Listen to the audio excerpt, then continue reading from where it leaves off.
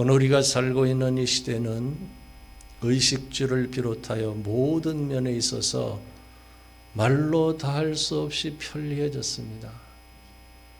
가만히 앉아서 버튼만 누르면 되는 시대입니다. 핸드폰도 AI 시대입니다. 이처럼 물질 문명의 발달로 인해 우리 생활은 과거에 비해 정말 편리해졌습니다. 허나 편안하다고 해서 평안해지는 것은 아닙니다. 컴포트, 편안이 에이레네 평안을 보장하지 못합니다. 편안은 세상이 주는 것이지만 평안은 하나님께서 주시는 선물입니다. 돈이 우리에게 편안함을 줄 수 있어도 평안은 주지 못합니다. 우리는 가짜에 속지 말아야 합니다. 사탄은 우리에게 편안하게 살라고 유혹합니다. 그러나 몸이 편안할수록 영은 나태해집니다. 편안하게 살려고 하면 점점 평안을 잃어갑니다. 사랑하는 성도 여러분, 많은 것을 소유하면 평안해질까요? 물질이 많아지면 참된 평안을 얻을 수 있을까요?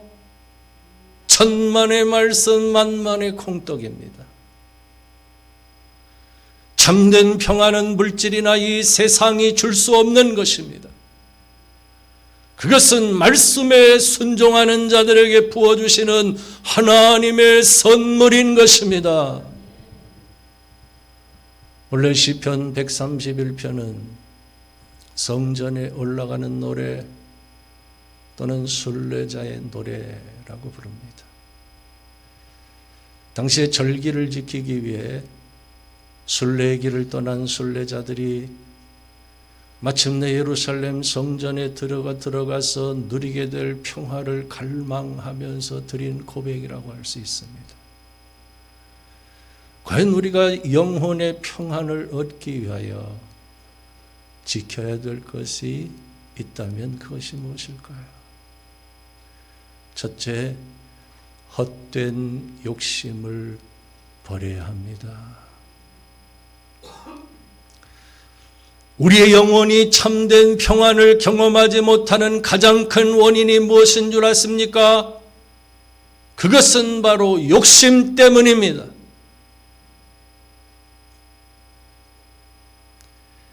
다윗은 자기 영혼에서 참된 평안을 빼앗아가는 욕심을 내지 않으려고 힘쓴다고 고백하고 있습니다. 우리 함께 본문 1절 말씀을 한 목소리로 다 같이 한번 읽겠습니다. 시작. 여호와여, 내 마음이 교만하지 아니하고 내 눈이 오만하지 아니하오며 내가 큰 일과 감당하지 못할 놀라운 일을 하려고 힘쓰지 아니하나이다. 이처럼 다윗은 교만한 마음을 버리고 너무 큰 것을 가지려고 욕심을 내지도 않고 넘치는 큰 일과 감당하지 못할 일을 성취하려고도 하지 않는다고 고백하고 있어요. 이렇게 마음의 교만과 욕심을 버렸기 때문에 오늘 보면 2절에 보면 젖된 아이가 어머니 품에 있음 같이 내 영혼이 고요하고 평안하다고 고백하고 있는 것입니다. 사랑하는 성도 여러분, 누구든지 욕심을 부리면 평안을 잃어버립니다. 하나님께서 주시는 평안을 소멸해버립니다. 반면에 영혼이 평안하다는 것은 곧 마음의 교만과 욕심을 버리고 하나님께 순종하고 있는 상태를 의미합니다. 그것은 요한 3서 2절에 영혼이 잘됨같이 범사가 잘되고 강건하게 되는 길이 열리는 것입니다. 오늘 여러분은 하나님과 친밀한 관계 속에서 누리는 영혼의 평안을 경험하고 있습니까? 하나님께서 친히 우리의 영혼과 삶을 세밀하게 터치하며 인도해 주시고 때마다 일마다 도와주시는 손길을 느끼며 살고 있습니까? 우리 그리스도인들은 내 힘과 욕심으로만 쟁취한 복이 아니라 하나님과 바른 관계를 맺음으로 영혼의 참된 평안을 누리고 말씀에 순종함으로 하나님께서 부어주시는 복을 받는 성도가 되어야 하는 것입니다. 사실 성경에선 모든 욕심을 정죄하지는 않습니다. 성경은 오히려 거룩한 욕심, 선한 욕심, 의로운 욕심의 가치를 적극적으로 강조합니다. 그래야 기독교 복음이 전해지는 곳에 사람들이 새로운 의욕을 갖고 산업을 발전시키며 문화를 꽃피워온 역사를 우린 너무나 잘 알고 있습니다. 그러나 성경은 동시에 거룩하고 선하고 의로운 욕심조차도 경계선을 지킬 필요가 있다고 가르치는 것에 주목해야 합니다. 왜냐하면 거룩한 욕심이 추한 욕심으로, 선한 욕심이 악한 욕심으로, 의로운 욕심이 불의한 욕심으로 너무나 쉽게 변질될 수 있기 때문입니다. 오늘 본문에서 다윗이 지적하고 있는 것이 바로 그것입니다. 다윗은 가장 먼저 하나님의 성전을 건축하고 싶은 뜨거운 열망을 가지고 있었어요. 그것은 분명히 거룩하고 선한 일이었음에도 불구하고 하나님께서 허락하지 않으셨습니다. 그는 전쟁에서 피를 많이 흘렸기 때문입니다. 그때 다윗은 불평하거나 반발하지 않고 그 거절을 하나님의 뜻으로 수용하고 자신의 아들 솔로몬이 그 일을 할 수 있도록 돕는 것으로 만족했습니다. 왜냐하면 오늘 본문 1절의 마음이 다윗에게 있었기 때문입니다. 여호와여, 내 마음이 교만하지 아니하며 내 눈이 오만하지 아니하오며 내가 큰 일과 감당하지 못할 놀라운 일을 하려고 힘쓰지 아니하나이다. 사랑하는 성도 여러분, 우리 그리스도인들은 꿈과 비전을 품은 성도들이 되어야 합니다. 하나 하나님이 허락하시지 않는 일까지 하려는 욕심을 버려야 합니다. 그것이 바로 마음이 교만해지고 눈이 오만해진 결과임을 다윗은 밝혀주고 있는 것입니다. 야고보서 1장 14절에 보면 오직 각 사람이 시험을 받는 것은 자기 욕심에 끌려 미혹됨이니 욕심이 잉태한 즉 죄를 낳고 죄가 장성한 즉 사망을 낳느니라는 말씀을 우리는 항상 기억해야 합니다. 오늘 여러분은 영혼의 참된 평안을 누리고 있습니까? 누리기를 원하십니까? 그렇다면 헛된 욕심을 버려야 합니다. 두 번째, 하나님의 임재에 만족해야 합니다.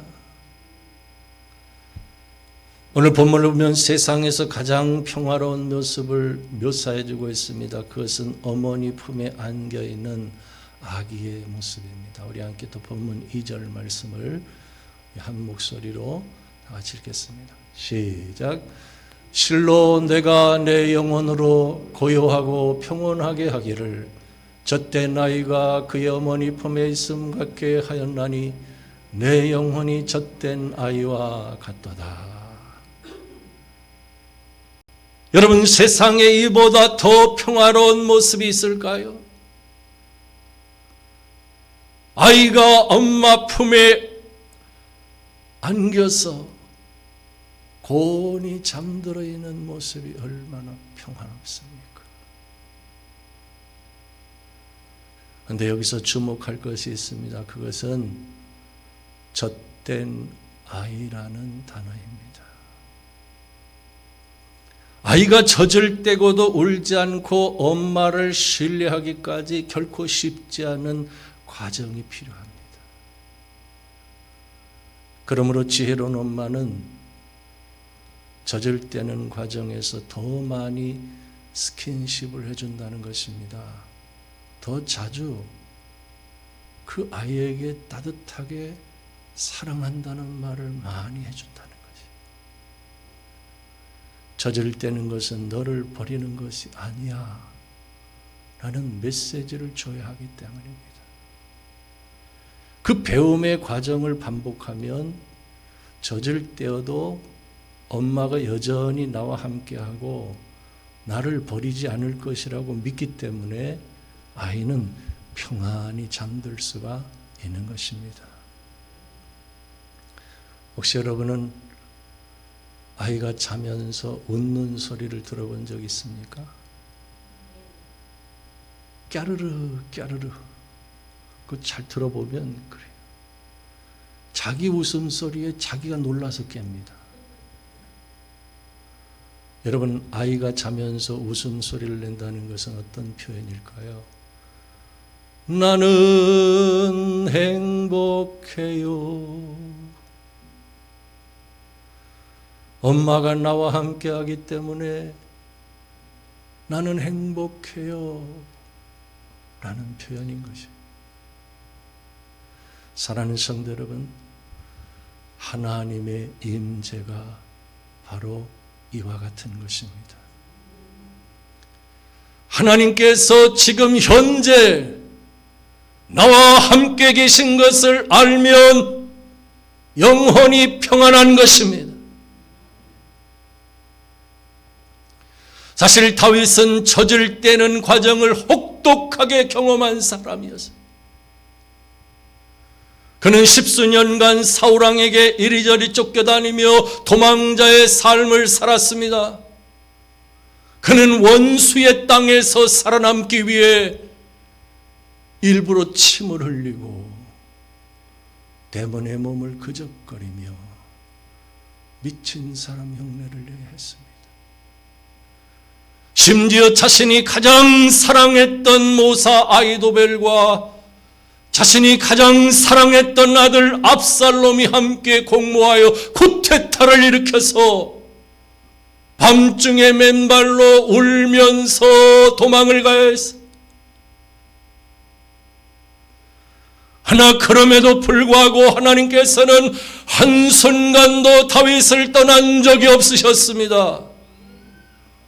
다윗은 오히려 더 가까이 계신 하나님을 체험했습니다. 하나님은 언제나 변함없이 다윗과 함께 하시며 구원해 주셨다고 성경은 증언해 주고 있습니다. 그런 과정을 통해서 다윗은 교만하지 아니하고 영혼의 평화를 누리며 이스라엘 백성들을 향해 이스라엘아 지금부터 영원까지 여호와를 바랄지어다 라고 선포하고 있는 것입니다. 과연 오늘 여러분은 하나님의 임재를 느끼고 있습니까? 언제 어디서든지 하나님이 나와 함께 하심을 의식하며 경험하고 살아가고 있습니까? 영성가 R.C. 스프롤은 이런 말을 했습니다. 그리스도인의 모든 삶은 하나님의 임재 안에서 살아가는 것이다. 성경은 최초의 인간 아담과 하와에게는 하나님의 임재가 일상적인 것이었고, 에녹은 300년간 하나님과 동행함으로 하나님께서 그를 데려가셨다고 했어요. 뿐만 아니라 아브라함과 모세, 다윗과 바울 등 성경에 기록된 믿음의 사람들은 대부분 다 하나님과 동행하며 살았어요. 그러나 임재는 성경에 기록된 믿음의 사람들의 전유물이 아닙니다. 정상적인 그리스도인이라면, 하나님께 택한 받은 하나님의 자녀라면 모두에게 허락된 보편적인 은혜인 것입니다.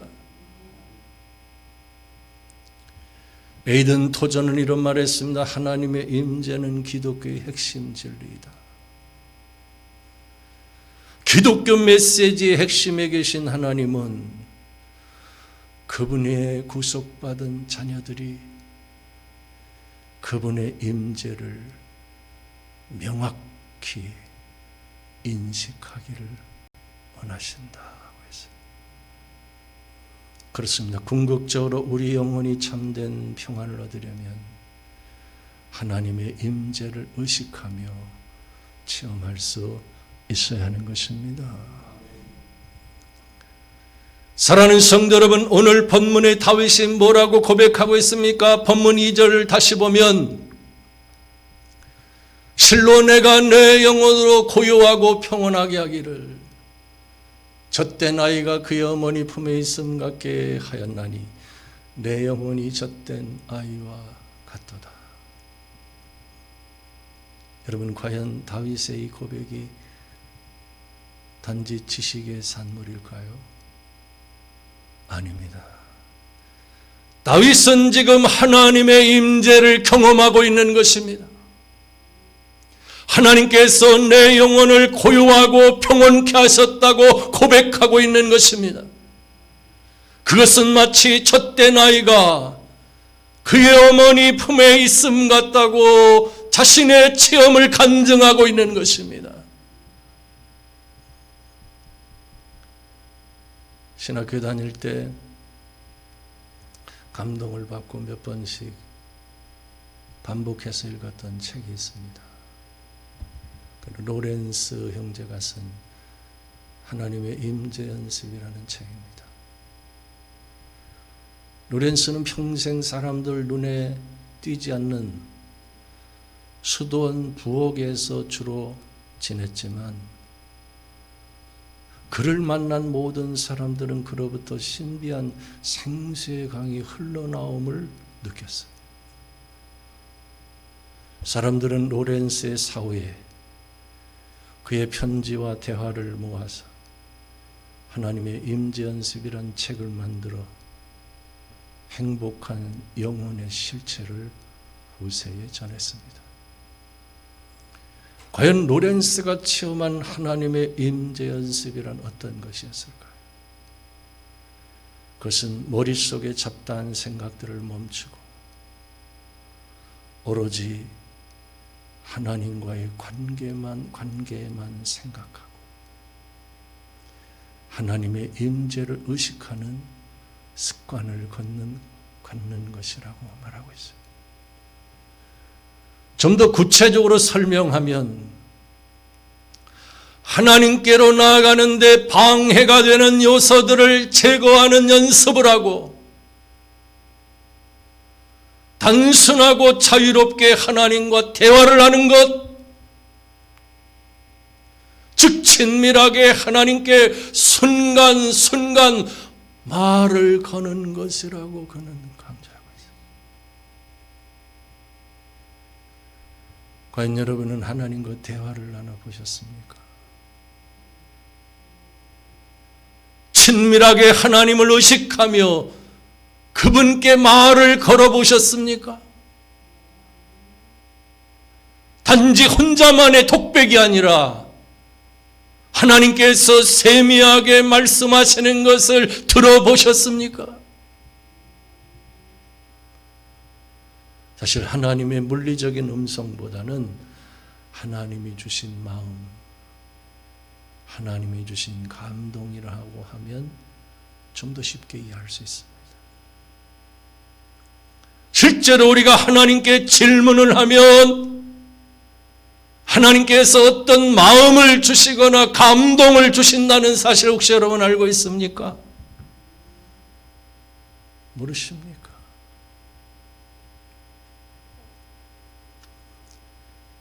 마태복음 28장 20절에 보면 부활하신 예수님께서 하늘로 승천하시기 전 제 아들에게 말씀하시기를 볼지어다 내가 세상 끝날까지 너희와 항상 함께 있으리라 라고 약속해 주셨어. 난 마태복음 18장 20절에 두세 사람이 내 이름으로 모인 그곳에는 나도 그들 중에 있느니라 말씀하신 것처럼 하나님은 항상 우리와 함께 하시는 줄로 믿으시기를 바랍니다. 그러므로 우린 하나님의 임재를 의식하며 체험할 수 있어야 합니다. 그럴 때 다윗이 고백한 것처럼 하나님이 주시는 영혼의 참된 평안을 경험하며 살아갈 수가 있는 것입니다. 오늘 설교를 듣는 여러분 모두가 다윗처럼 하나님의 임재를 의식하고 참된 평안을 누리며 살아가는 성도들이 되실 수 있기를 주님의 이름으로 축원합니다. 끝으로 우린 오늘 현재에 집중해야 합니다. 본문 3절에 보면 이스라엘아 지금부터 영원까지 여호와를 바랄지어다 라고 했어요. 다윗은 지금 여기서부터 여호와를 바라고 기뻐할 수 있어야 한다고 강조하고 있어요. 그렇습니다. 오늘 지금 여호와로 인하여 기뻐하는 사람은 내일도 여호와로 인하여 기뻐할 수 있고 더 나아가 미래에도 여호와로 인하여 기뻐하는 삶을 살아갈 수가 있는 것입니다.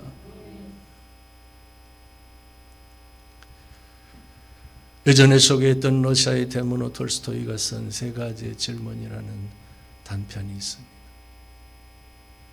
어느 날 한 임금이 세 가지 질문에 대하여 의문을 갖습니다. 내 생에 가장 중요한 시간은 언제인가? 내 생에 가장 중요한 사람은 누구인가? 내 생에 가장 중요한 일은 무엇인가? 나라의 저명한 학자들에게 물었지만 만족할 만한 답을 얻지 못하고 한 현자를 찾아갔어요. 현자가 임금에게 가장 중요한 시간은 지금 바로 지금입니다.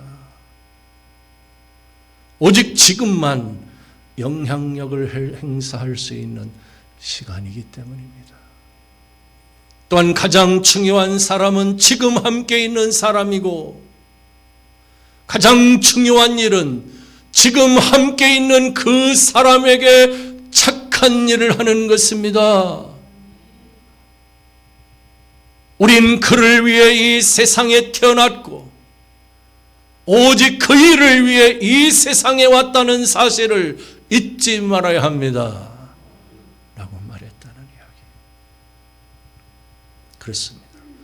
오늘 현재를 하나님의 최고의 선물로 알고 기뻐하는 사람들이야말로 지금부터 영원까지 행복할 수 있는 사람들인 것입니다. 우린 최고의 선물로 주신 오늘 지금 세상 것들의 마음을 빼앗기지 않고 하나님을 바라며 기뻐할 수 있어야 합니다. 이 세상에 있는 것들은 영혼의 참된 평안을 줄 수 없는 것입니다. 사랑하는 성도 여러분, 이것은 파란만장한 삶을 살아온 다윗이 결론적으로 깨달은 진리였어요. 다윗이 인생을 살아보니 권력도 사람도 세상도 결코 의지할 대상이 아니어서 기대가 크면 실망도 큰 것처럼 그런 것들은 영혼에 참된 평안을 주지 못해서 오히려 실패와 배신으로 쓰라린 고통만 주었을 뿐이니 하나 여호와 하나님은 언제나 변함이 없으셨습니다. 고난의 어두운 터널을 지날 때 참된 위로자가 되어주셨고 인생의 희노애락을 경험하는 모든 순간에 함께하시며 변함없이 은혜를 베풀어 주셨습니다. 그러므로 다윗은 체험적인 삶을 통해 이스라엘 백성들을 향해 이렇게 외치고 있는 것이 이스라엘아 지금부터 영원까지 여호와를 바랄지어다. 오늘 이 체험적인 다윗의 고백이 오늘 저와 여러분의 고백이 되었으면 좋겠습니다. 기도하겠습니다.